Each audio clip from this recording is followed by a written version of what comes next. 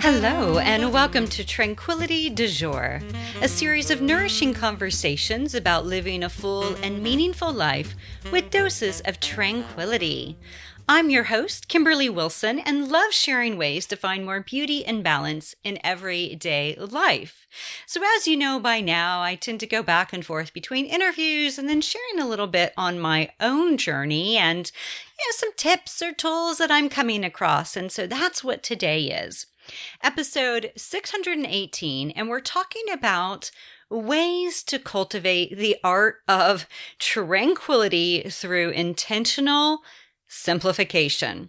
So I'm going to share some tips, personal anecdotes, and I invite you, my beloved listener, to explore the beauty of embracing a more deliberate, unhurried way of living. And I will say, because I know many of you, that is not necessarily the way you are made up or I am made up. It's a deceleration of the way in which we may be somewhat wired. So stay with me here as I go through this journey with you. I'm also going to give a little bit of insight into life lately, my Paris travels, and then subsequently trip to New York for 10 hours of ballet, etc. My own simplification journey, which let me just tell you, honey, is ongoing. And then also share the 4 S's that I came up with and taught during the recent virtual retreat. So before I dive into all of this, I want to give a few announcements and reminders. One is to please hit the subscribe app in your favorite podcast, such as Spotify, Apple Podcast, or Amazon. There's links to all of these in the show notes, and the show notes can be found at kimberlywilson.com/618. Also, if you visit kimberlywilson.com/podcast, there's more over there for you, including the most recent episodes, ideas on how to submit ideas, and then also how to leave a review of this podcast, which I would be so grateful for if you did, if you had a moment to do so. And if you are new to Tranquility du Jour, a big old welcome, and you can find out more at kimberlywilson.com/new. Now, a few things happening that are around the corner and kind of finales, really, for 2023. One is Pet Loss Support Session, free event happening November 14th. Anyone who is dealing with pet loss or anticipated pet loss, you'll find a link to this in the show notes. Pink Friday is my last planned live event of the year. This happens on Black Friday, which I have renamed Pink Friday, and it's a time and space for reviewing the year and dreaming a bit about the year to come, and also recognizing the year is not over. There will still be, at that time, about 5 weeks left to tie a pretty pink bow around the year in a way that is meaningful to you. So please join me for that. Again, it's my final planned live event. There's also a link in the show notes for my digital courses that release this fall and Tranquility Salon that comes out November 1st. So a little reminder about what Tranquility Salon is. It's 3 tools and usually a couple of bonuses that come with it. November, of course, is gratitude themed with journal prompts, a private podcast on heading into the holidays with beauty and balance, a peek into my favorite books right now, plus a bonus Spotify playlist, which is all French cafe and jazz themed based on my recent travels, and a repeating bonus monthly planning workbook. And again, this is only $9 a month. So you can find out more about this over at kimberlywilson.com/salon. And again, this comes out on the 1st. All right, so let's dive in. Few things I want to share. One is that my jaunt to Paris, even though it was just a couple weeks ago, somehow it feels like years ago. It's funny, the passage of time, I know people say this as we get older, it really shifts, but I also find it's really shifted so much since the pandemic. Like time is just this weird thing that I can't fully wrap my head around, right? Sometimes things feel really short and yet they're very long and vice versa. Anyway, you may be able to relate, especially as we're coming towards the end of the year. I think a lot of people are just feeling like, the intensity of it. And of course, with everything that's going on in the world right now, it's just so overwhelming. so overstimulating. And I will say, and I mentioned it in my love note that went out this week, is that I do feel like so many people are teetering on the verge of massive overwhelm and exhaustion. And I will say I am also finding myself in that place. And so the one thing that I realized when I was in Paris, it was so lovely, let me just say, to host you all for the virtual retreat there and the post-retreat Paris party. If anyone missed it live and would like to purchase the replay, reach out to me and I'm happy to send you the information for that. So it was a 3-hour retreat that included a 1-hour yoga and meditation video, 2 hours live, and then a 45-minute bonus kind of party where I talked about my favorite places in Paris and also ways to bring Paris home with you, right? Because maybe Paris isn't in the cards for you, or Paris isn't even so much your thing, but how can we bring back the beauty of what's there?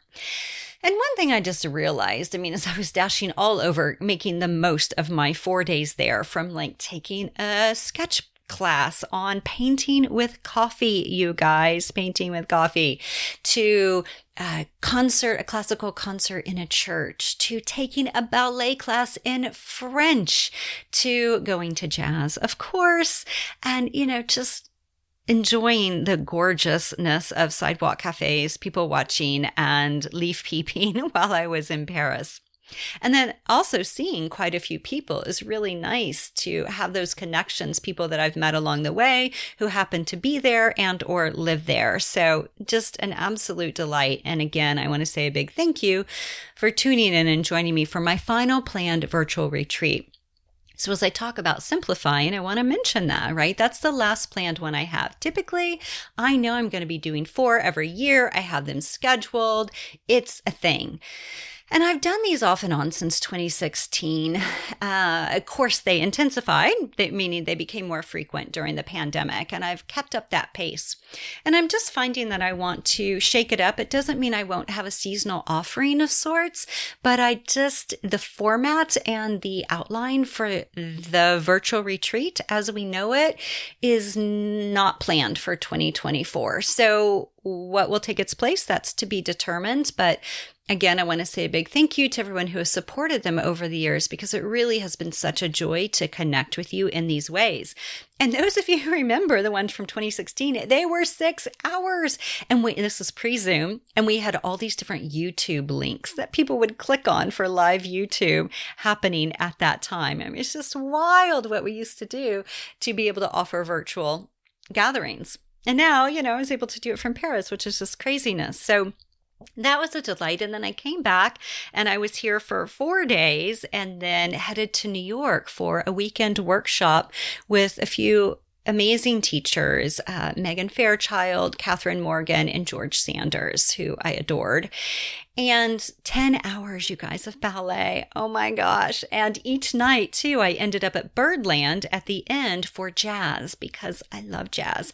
And in between, I stopped for a foot massage at just a little kind of hole in the wall along the way that was so delicious and so delightful, especially because everything hurt, especially my feet. So it's been kind of a whirlwind, obviously, and really also a magical time to, be in this mode of thinking about simplifying, because there's just so much that has been happening and on my mind, especially having gone through another surgery in August, having my final planned virtual retreat. And, one big announcement as I think about simplification is the clothing line. After 22 years, and those of you who have bought the clothing line in the past few years, you'll get an email coming out probably this week that just outlines that the clothing line is going to shift. It's no longer going to be available all the time. It's going to go to capsules that are available occasionally. Big shift, again, in 22 years. So for me, I'm coming to a place also where I am doing some wrap-ups, right? 22 years, that's a long run. And, even the virtual retreat since 2016, that's a long run. And it doesn't mean these things are not going to still happen. They're just going to happen differently. And again, the clothing line, I can't tell you when another collection will be available, 2024, 2025, we'll see. I'm not sure. I really don't have that outlined in my head yet. I just know as we know it, it'll probably just be available for the next couple of weeks as the fabric supply kind of runs out, and I get an announcement out and we just wrap that up. So just a heads up there. And I know for some people who this has been really the way they get dressed every day, such as myself, that this can be a little jarring. So again, if you have purchased the collection, you are going to get an email, and so that you can stock up on your staples. And I do have someone who did a massive, massive stock up. I mean, she bought like 6 pieces of her favorite designs, like 75 of them, right? So I say that just like to share that some people are like, love this line. And it means so much to me to have dressed you for so many years.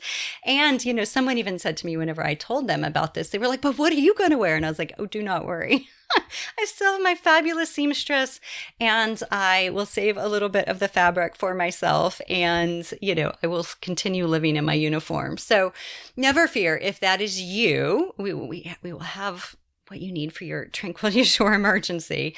But as we know it, the clothing line is going to be wrapping up by the end of the year, but really probably within the next couple of weeks, because the fabric is quickly dwindling as I'm making this announcement. Also, I wanted to mention that there may be a few other shifts that are coming down the pike. And when I was in Paris, I really just realized, how exhausted I was. And you guys know this story, right? You go, go, go, and then you give yourself a little pause. Even if you are kind of doing a lot of things, you're pausing because you're in a different environment. And then you realize, like, things aren't working for me right now. I don't have the downtime I want and crave, especially as I head into midlife, right? I mean, clearly I've been in midlife since I was probably 35, but I'm particularly feeling it and recognizing, the energetic changes now. And I encourage you, if you too are in a stage of life or a season of life, and it is what's happening this time of the year in nature, let's be honest, but as you are noticing this, to recognize for yourself, what are you craving? What wants attention? And what needs a little bit of shedding? And not because you don't still love everything, but sometimes we just realize, I need a pause, right? I need rest. Just similar to nature, the shedding and the hibernation, I think, is so, so important. So whenever I think of shedding in my own life, right, one of the things that comes up is there's been a lot of shifts over the year, particularly with the surgeries of 2010. I had a shoulder surgery, a thumb surgery, lost my grandma in 2012, my pug in 2015. I sold the studios in 2017, transitioned to full-time private practice work. And, of course, throughout the journey, there's been a lot of shifts. I, started ballet as an adult in 2018. I had a hip replacement in 2022, another surgery in August to fix an issue that happened during the hip replacement. And, then you think of all the different transitions in between, and even in your own life, recognizing all the shifts that are constantly taking place. And how it's a season of life. And one person, whenever I made the announcements about the clothing line, so the coterie know first, she was like, I hate change. I still miss your weekend reviews. And I just had to chuckle because I was like, oh my gosh, like weekend reviews. I haven't done those for I don't know how many years, but I love that was so that it meant a lot to her. And, she still wants it, right? It's one of those things how we want things to stay the same. And yet we are not the same person that we were 5 years ago, 1 year ago, possibly even 6 months ago, and how to embrace and honor that. So one of the things I talked about in the virtual retreat that I also wanted to share with you was this idea of 4 S's. Okay, so with 4 S's, I came up with these, especially since I've led fall retreats for many years at this point. And this year I added a new one. So it used to be 3 S's, now it's 4, but shed, slow, soften, and simplify. So those are the 4 S's. And I wanted to share with you just a few ideas around this. So as I mentioned in the love note this week, I came across this great magazine that I was picking up ephemera for while I was in Paris, and it's called The Simple Things. And I think it's a magazine from the UK. And it talked about how trees shed leaves, right? Which we know that, but that plants disperse seeds this time of the year.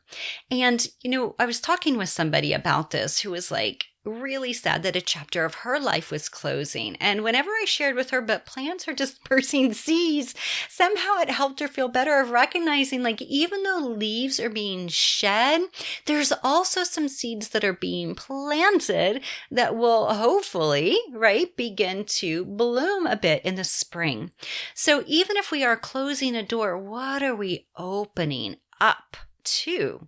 And so, as we think about shedding, one of the things that always comes up for me and that I love to share in this particular virtual retreat that I led is this idea of looking at your values and looking at your schedule to see how do they align, and is there anything that doesn't quite fit, but you find that you're doing a lot of it, meaning doesn't quite fit with your values, and are there any shifts you can make, any shedding that you can do in order to make space for the things that are meaningful to you.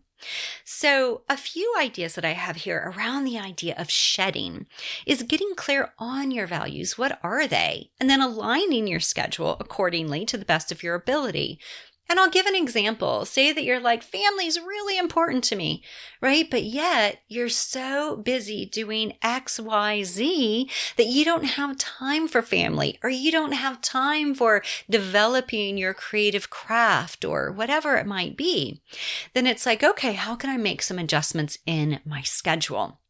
And I will say the one thing that I am very, very disciplined about is I make sure, and I will be scheduling November within the next few hours, of going through and putting in all my ballet classes, right, into my planner. So basically, I schedule my life around my ballet calendar so that I make sure that that is an integrated part of my week. So that's just one example, but what would that be for you? So letting go of those non-essentials, right? Dressing with less, living with less. And it's funny, I was talking with someone who was like, I'm not a huge fan of the minimalism module in the Coterie, which is also a chapter in Year of Tranquility. She's like, because, I'm more of a maximizer. And I was like, you are, but, this isn't about like doing without, it's doing with what is most important. And I like that distinction of recognizing it doesn't mean you can't enjoy things that bring you joy, right? But it's this idea of how do I let go of the things that are unnecessary? Practicing presence is a way to shed, right? Shed the constant multitasking, creating space in your life, in your closet, in your home, in your mind, unplugging, turning routines into rituals. So those things that you do every single day, is there a way to make them even more palatable, even more enjoyable? Getting outdoors. Nature is so delicious right now.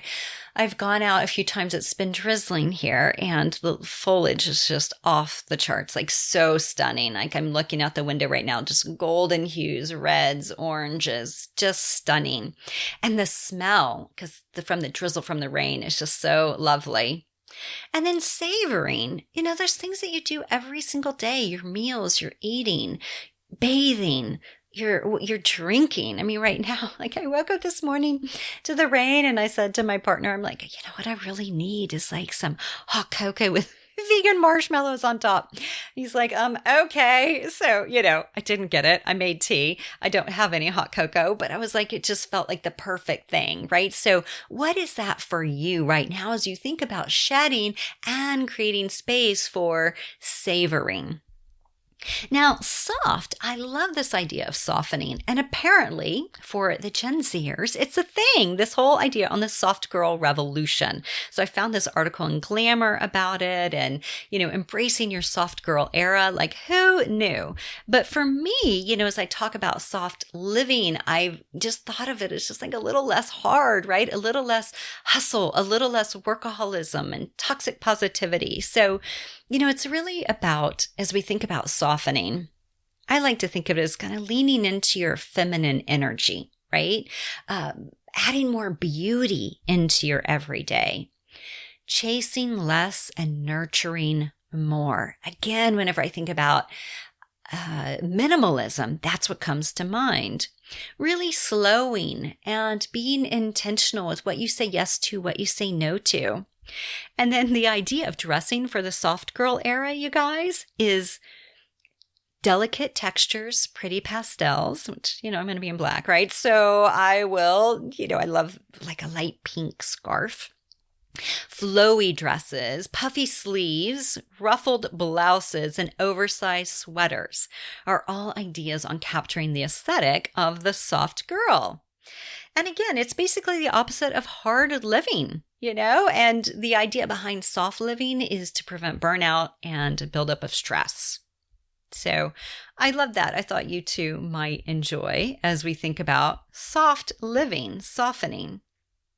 Now, of course, slowing, I think we know exactly what slowing means. And the idea of slowing, right, is to just take it down a notch, do things a little quieter without being in a rush all the time, right? So I think we can all get behind that.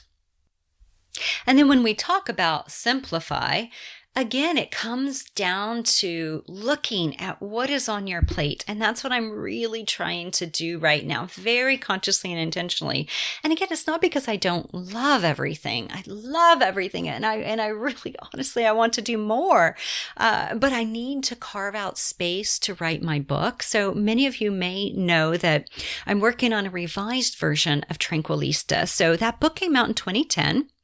And the publisher just let me know this year that they're taking it out of print. So there's no more copies other than, getting used copies online. Okay. So that's totally fine. You can still get the Kindle version though. And what I wanted to do now that I have the rights back is kind of revamp it with this whole idea on aging and midlife and how do we look at things differently. So a third of the book is on entrepreneurship, and that's coming out. And that's going to be replaced with the idea of aging and aging gracefully. And also, in a way that just really kind of like drop into in a beautiful, meaningful, intentional way. So lots of revisions coming, but it still has the ideas, the tenets highlighted and at the core. Anyway, Mama, me, needs time to work on that and write that. And in my current schedule and situation, I'm not finding that. And, I will say one of the tricky things, and I think many of you can relate to this, is having, my life as a caregiver. I estimate that I spend about at least 3 when Tim's away, probably 4 hours a day with dog care. So senior dogs, special needs, and one who, has dementia. So in the evenings he gets a little rogue and it's challenging. And so with that, it also, of course, eats into one's creative talents and ability because we just don't have the energy. And I'm sure many of you can relate to this with whatever you may be caring for. And sometimes it's just yourself, right? It's just like getting yourself through the day can be enough, especially with everything that's going on in this world. And so, the thing that I emphasized in the retreat and that I want to emphasize for you, my beloved listener, is putting on that oxygen mask first. And of course, we all know this and we know that metaphor, we know the idea behind it. But yet how often do we do it? Because I notice when I wake up, immediately it's all about the dogs, right? And I notice when Tim wakes up, he makes his coffee first. And I have to say I respect that, right? Because he prioritizes himself. And I'm just like, I have to make sure Gizmo is happy and has his immediate needs met. And so, that takes a toll, right? Of course. And that's a small, silly example. But for you, what about your oxygen mask and your morning coffee or tea or whatever it might be before you're on and giving to others? Again, it really takes a toll. And I wanted to mention, the things that we can do for daily deceleration, right? Simple yet powerful practices that can easily be integrated into daily life. And I'm going to put a link to these in the show notes. And it's healthy habits, right? So these healthy habits are, for years I had the 8 tranquility tools for daily. I still abide by those. But then as I was writing Year of Tranquility, I came up with these 15. And please know, the good news is you're already doing most of these. But the idea is, how can we incorporate some of these habits into our lives to feel a bit more rested, simplified, slowed down, shedding? So, of course, there's sleep, baths, right? And for you, it might be showers. That's totally fine. But, there's things that we're already doing every day. And how can we do them in a way that is nourishing? Breathing. Let's take a deep breath together, actually. Inhale deeply through your nose. Exhale through the mouth. And a few times, and just noticing how that helps to calm the nervous system. There's, of course, mindful movement, journaling, gratitude, which is perfect for this time of the year, positive self-talk, mindful eating. Also, a good thing to remember this time of the year, right, is pumpkin pie is a thing for breakfast. I tease with a fellow couturier. We have a thing for candy corn. And, it's like, okay, how much candy corn can one consume this time of the year? Goal review. AM and PM rituals, digital downtime, creative play, create before you consume. I love that mantra, and yet how often am I abiding by it? And I really want to get back to that. Meditation, loving connection. So those of you who read the book Burnout, you know that a hug can help to complete a stress cycle, and so can laughter. So those fall under loving connection. And then staying hydrated. So again, these are all wonderful things and things that many of you are already doing on a daily basis. And so as we think about simplifying, how do we get down to those basics to make sure we're taking care of ourselves? Because I will say too, when clients are like at their wits' end, right? There's something really intense going on in their lives, I always check in. How's your sleep? Your eating, your drinking, and your exercise. Because as we think about Maslow's hierarchy of needs, honey, before we can get to self-actualization, we need to make sure that our basic needs are being met. And sometimes they're not, because life is just so overwhelming and exhausting at times. And if we can remember those basics, it does help to build the pyramid. All right, so I hope this is helpful as you think about navigating your own life this season and simplifying, shedding, softening, and slowing. And of course, the slow movement comes out of the slow food movement that came out of Italy once they tried to put in a McDonald's near the Spanish Steps. They were not having that. And then this whole slow food movement came. And now there's slow everything. And I just love it. Of course, there's slow fashion, which is what TDJ has always been. But then also, I've got a wonderful book on the art of slow writing. So thinking about for yourself, what would intentional slow living look like? All right, so I've got some links for you over in the show notes, as I mentioned. One also is a new Tea with Kimberly video where I show a peek into the Tranquility tools on my desktop. I have a link to the digital courses, my book cover, which is freaking adorable. Now I just have to write it. And also the Healthy Habits PDF that I mentioned. And also a reminder to sign up for Love Notes. I send these regularly and they have invites and inspiration. Please join me for Pink Friday happening on November 24th. Will be a lovely way to close out the year together. There's a link to my books and planners and, of course, Instagram and YouTube where you will find me. And then a link to my locally sewn eco-friendly fashion line, which again will probably be closing in the next couple weeks as fabric runs out. And finally, if you have a moment to share a review of this podcast and or any of my books over on Amazon or Goodreads, I would be so kind. And also, if you want to share a note with me, just drop me a note. Let me know what resonates with you about the podcast, about my work, about kind of life in general, right? So I love hearing from you and I appreciate you listening and tuning in. What has it been? 18 years? I think it's 18 years. We turned 18 in September, which is just craziness. All right. You have a delicious, delightful week ahead. Simplify, shed, slow, and soften. Much love.